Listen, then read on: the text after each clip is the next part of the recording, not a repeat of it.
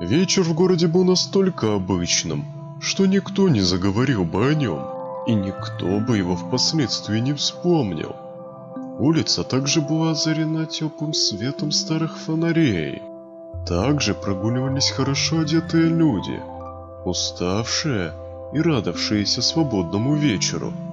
В парке цветными лампами зажглось колесо обозрения и продолжило, как вчера, отвлекать горожан независимо от их возраста. Еще раньше зажглись всяческие вывески всяких заведений, кафе и магазинов.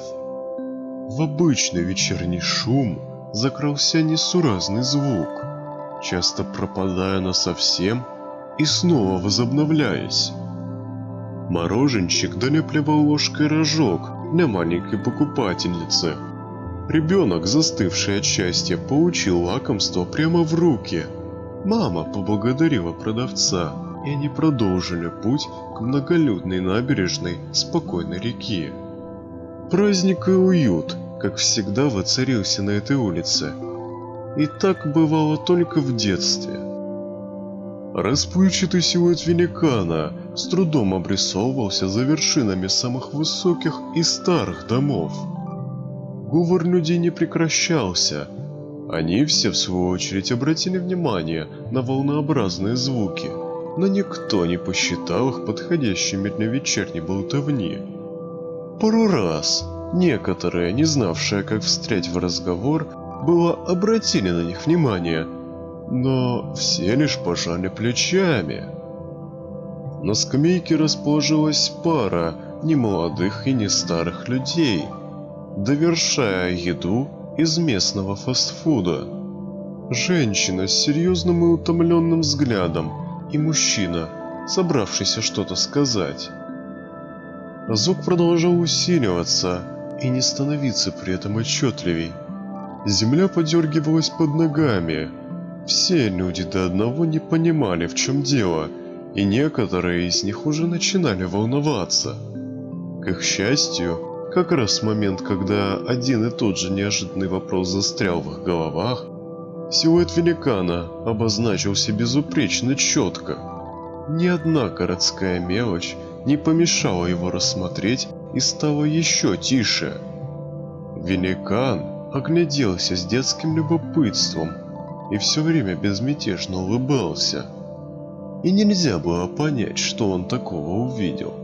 Горожане даже не переглядывались, заткнулись и не дышали.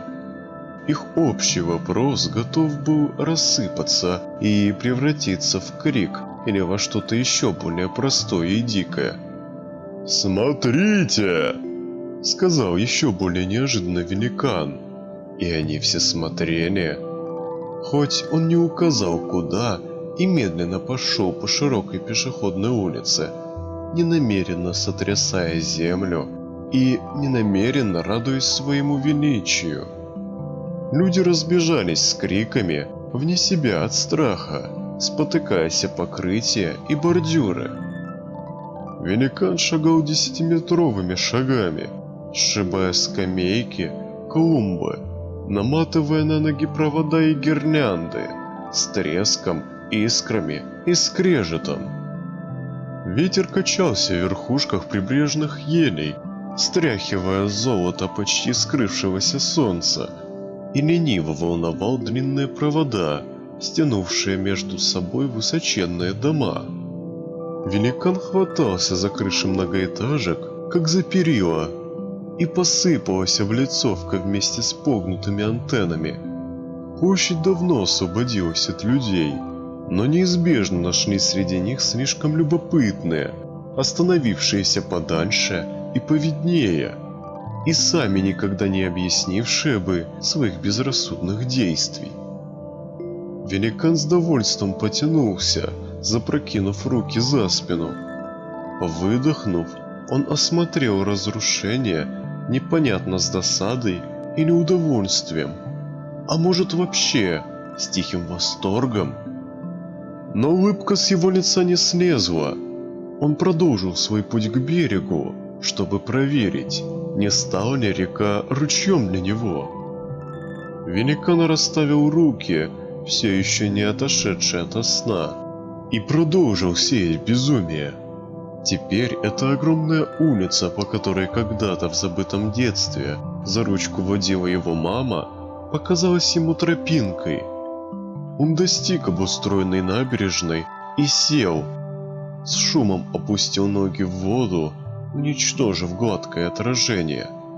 А потом резко перевел взгляд вперед, на стемневший и одичавший сосновый лес.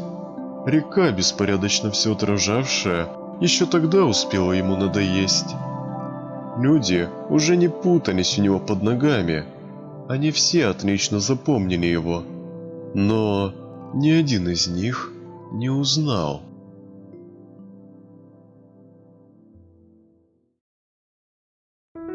А если тебе нравится мой голос, либо истории, что я нахожу, не забудь поставить лайк и подписаться. Ну а в случае, если хочешь смотреть новые ролики первым, не забудь про колокольчик. Всем удачи и пока-пока.